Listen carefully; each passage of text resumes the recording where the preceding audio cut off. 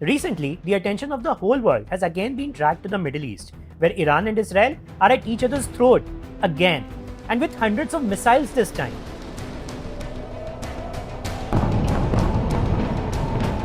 "180. That's the number of missiles Iran fired at Israel last night. It was a massive attack.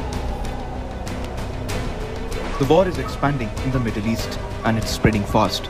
Israeli PM Benjamin Netanyahu seems determined to take on all of the regional threats by brute force, even at the cost of a regional war. And constantly, every few days, don't you keep hearing some of the other news about the rising tensions with China and Pakistan? These incidents, while they endanger our soldiers and us, are also a risk to our country's economic growth. These wars and such attacks might be the biggest threat to the upward trajectory of India's economy. And India's defense sector still has to go a long way if we are competing to be in the same league as US or China. For example, US has more than 5 times military aircraft than India. How are we going to bridge these gaps and ensure that we become a powerful country which is equally prosperous? So Provesters, today we are going to cover a company which is a near monopoly in its sector and is at the center stage of India's growth in defense. And you know what? It is the backbone of our India's air defense, supplying 2/3 of their workhorse aircraft. Its stock price grew by over 700% in the last 3 years compared to its recent all-time high. But for the past few days, it has been going down and down. A smart investor like you would like to figure out the reason behind this recent fall, understand the fundamentals of the business, and take a careful bet on what the future holds for this stock. That's exactly what we will do together in this video.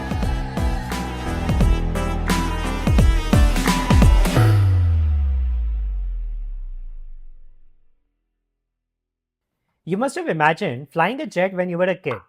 Well, I definitely did. I was always fascinated with the fighter jet flying in the skies. And Tom Cruise's Top Gun Maverick again restored that fascination. But coming back to the point, this made me think, who is behind India's fighter jets flying in the skies?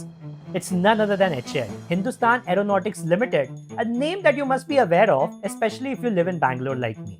HAL, Hindustan Aeronautics Limited. HAL ने ever highest revenue register किया है. HAL इस गति से चौथी तिमाही में उसने रिकॉर्ड प्रॉफिट किया है जी. जल्दी से जल्दी और भी नए ऑर्डर HAL को मिले हैं, ये हम लोगों की कोशिश हो. और दोनों टेक्नोलॉजिकल और मैन्युफैक्चरिंग सेक्टर में हम आत्मनिर्भर बनना चाहते हैं. कब तक हम देश की सुरक्षा के लिए दुनिया के दूसरे देशों पर डिपेंडेंट रहेंगे? HAL is the symbol of India's rising power in the world of air defense. From the roar of fighter jets to cutting-edge helicopters, HAL's journey is as thrilling as its jets doing stunts in the sky.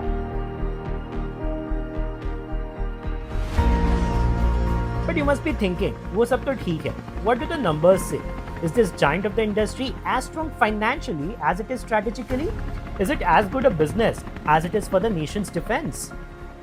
So in this video, we'll uncover the dramatic highs and hidden challenges of HAL's business empire, exploring whether its stock is going to take off or face turbulence. We will also look at the Indian defense sector, HAL's history and business model, do a quick SWOT analysis, analyze its stock valuation and future prospects. Let's start with the history of the company, a story that has an inspirational leader, multiple wars, and interesting twists. HAL might be a massive company today, at a valuation of 3 lakh crores. But to truly understand its core, we need to know who a single person was, Walchand Hirachand Doshi. Modi ji might have made terms like Atmanirbhar Bharat, Vocal for Local, Make in India popular for the general public today, but this man strongly practiced these philosophies a century ago. Popularly known as Seth Walchand, he was a visionary industrialist and a dreamer. This guy wasn't from any significant business family, but yet was able to fulfill his dream through his strong willpower. He pioneered several industries in India, from aircraft manufacturing and automobiles to shipping, construction and sugar. In 1940, he founded Hindustan Aircraft Limited in Bangalore with the vision of developing indigenous aircraft manufacturing capabilities in India. He set up Hindustan Aircraft Limited at Bangalore in December 1940 in association with the government of Mysore. As soon as it was set up, it started getting the attention of everyone. This new company was considered very important strategically. And when the threat of Japan was increasing during the Second World War, the Mysore Kingdom decided to buy 1/3 stake in the company to boost British military hardware supplies in Asia. Soon after, Mysore Kingdom bought all the stakes of the company and nationalized it. The control was then eventually passed to the British Indian government, which finally went to the Government of India post-independence.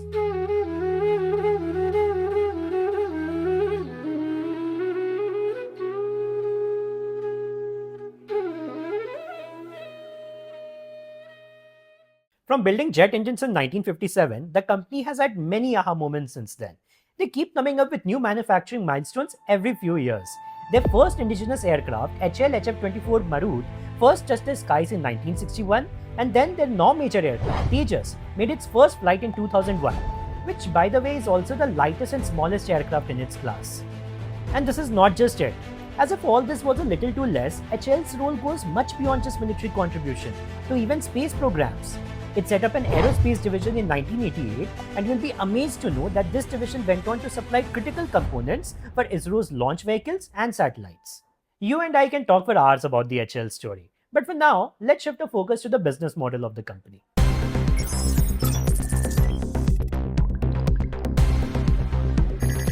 HAL's business very much goes hand in hand with our defense budget. So, to understand its business model, let us first revisit the budget of 2024. India's defense budget for 24-25 has been set at 6.21 lakh crores, an increase from 5.94 lakh crores last year. However, if we calculate in terms of the percentage of GDP, the defense budget has decreased to 1.9%, which was around 2% last year. This number has been declining steadily for the last 4 years. That sounds alarming, but despite this, HAL has strong prospects. And this might sound confusing to you, but believe it or not, there's not much that can pull down the largest defense company in the country, which is backed by the government. And so, you may think, is this business good enough? And how does this massive organization operate given the Sarkari bureaucracies that we often hear about? Here's the thing. The three important pillars of its business model, helicopter and aircraft manufacturing, R&D and indigenous development, and long-term defense contracts keep things in place. Let us go through these 3 points one by one. The core of HAL's business model is its expertise in aircraft and helicopter manufacturing. The company designs and builds various platforms, including the indigenous Tejas Light Combat Aircraft and the advanced light helicopter Dhruv. And this is not it. HAL's role goes beyond just building aircraft. It also handles licensed production of international defense platforms in collaboration with global players like Boeing and Airbus.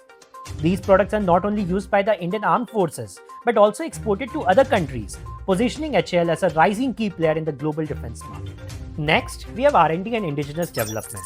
A significant part of HAL's business model revolves around indigenous development. The company invests heavily in research and development to reduce India's dependency on imported military equipment. With projects like the Tejas fighter jet and UAVs, HAL supports the country's vision of Atmanirbhar Bharat. They have 11 R&D centers all across the country. A great example of their recent R&D achievement is the design and development of light combat helicopter, also known as Prachand. This is the only attack helicopter in the world that can take off and land at an altitude of 5,000 meters. By developing these new innovations, HAL not only enhances national security, but also opens the door to new revenue streams through export opportunities. The third most important pillar is the long-term defense contracts. One of HAL's major sources of revenue is long-term defense contracts with the Indian Armed Forces. They have long-term defense contracts for building, maintaining and upgrading helicopters and aircraft for Indian Army, Navy and the Air Force. HAL also offers maintenance, repair and overhaul services, thus extending the life of aircraft and ensuring that India's military is always mission ready. These services help HAL generate recurring revenue through ongoing maintenance agreements. After the business model, it's time to see what the revenue split looks like from the operations part of the business in FY 2024.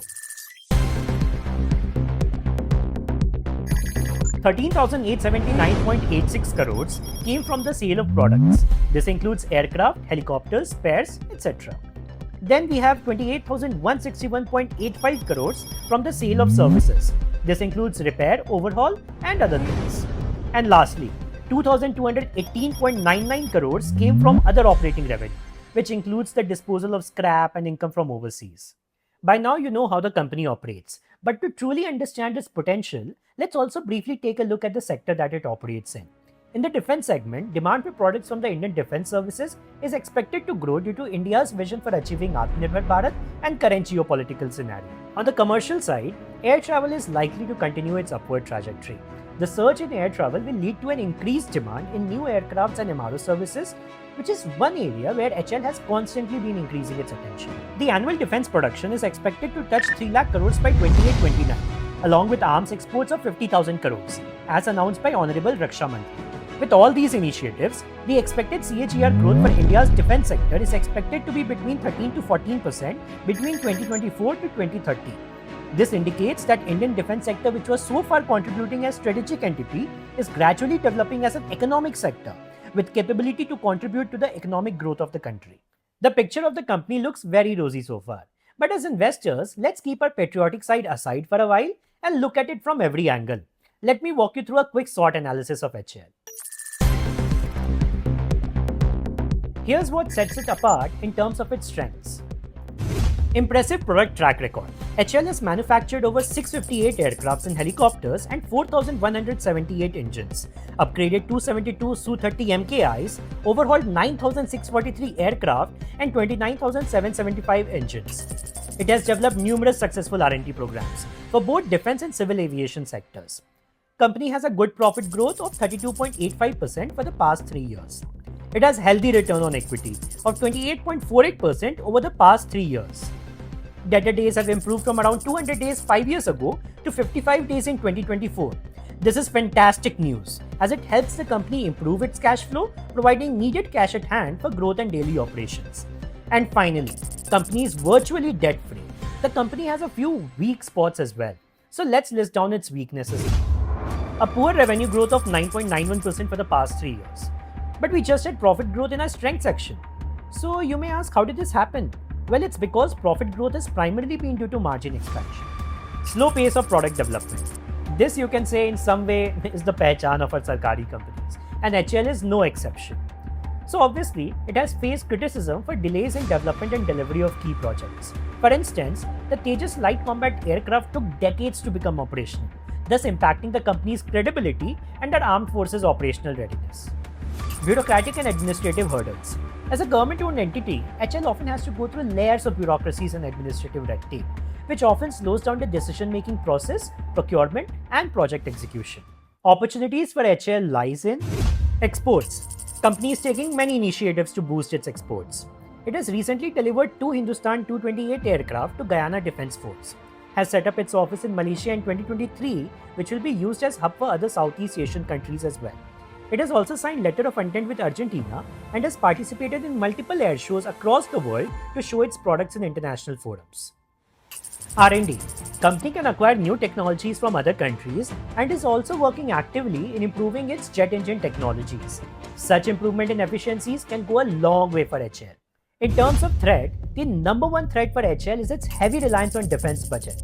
A large portion of HAL's revenue comes through its contracts with the Indian government, particularly the armed forces, which is again dependent on the defense budget.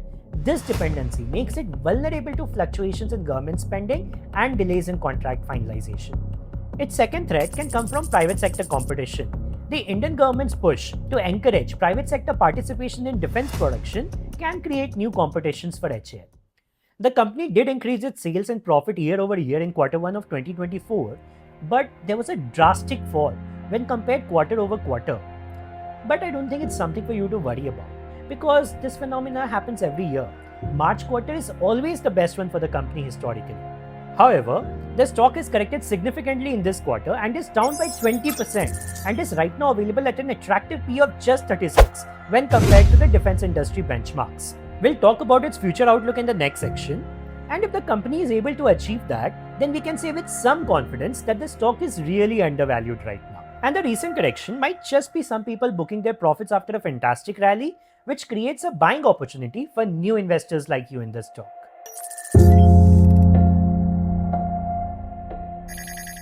Lots of interesting things are happening at HAL right now. From September 1 of this year, Dr. D.K. Sunil has assumed charge as chairman and managing director of the company. His innovation mindset, due to his earlier role as director of R&D, might just be what HAL needs at the moment for its next leg of growth. He recently stated that several major orders are in the pipeline and HAL is set to double its order book to Rs 2.1 lakh crore within the next year, given the government's strong push towards the Make in India policy. For a company of this size, that is a big announcement. But there is something even bigger going on, The company is also likely to finalize a landmark agreement with the US to acquire advanced fighter jet engine technology. When this happens, it will be a huge breakthrough for the company. They are also investing in various greenfield projects and capacity augmentation of different programs. They are even improving their R&D and capacity for quick development and reducing their development timelines. HAL is fighting its inner battles, one problem at a time.